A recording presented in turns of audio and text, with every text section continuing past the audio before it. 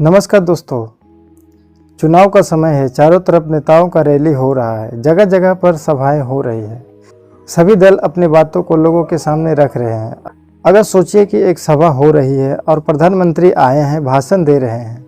सभी लोग ध्यान से बैठकर भाषण को सुन रहे हैं। तभी अगर अचानक कोई शेर आ जाए तो क्या होगा?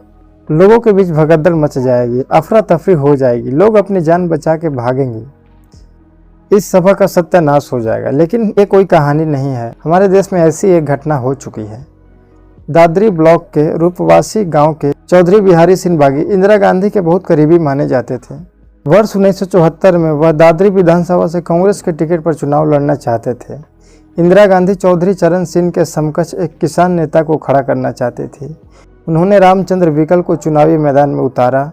रामचंद्र बिकल उस समय के बागपत के सांसद थे। इंदिरा गांधी की रामचंद्र बिकल के समर्थन में दादरी में जनसभा होनी थी। वही टिकट न मिलने से नाराज बिहारी सिंह बागी कांग्रेस से बगावत कर निर्दलीय प्रत्याशी के रूप में मैदान में उतर गए थे। उन्हें चुनाव चिन्ह में एक शेर का चिन्ह मिला था।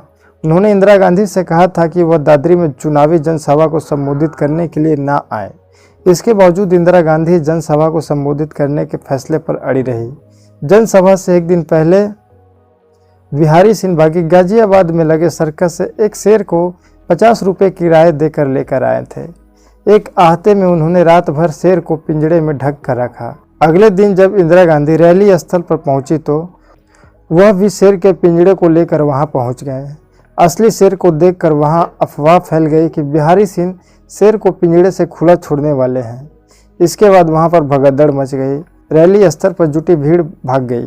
भीड़ के हटने पर इंदिरा गांधी भी 5 मिनट में ही सभा को छोड़कर चली गई। इस चुनाव में बिहारी सिंह बागी भले ही चुनाव नहीं जीत सके, लेकिन उन्होंने कांग्रेस प्रत्याशी रामचंद्र बिकल को भी नहीं जीतने दिया।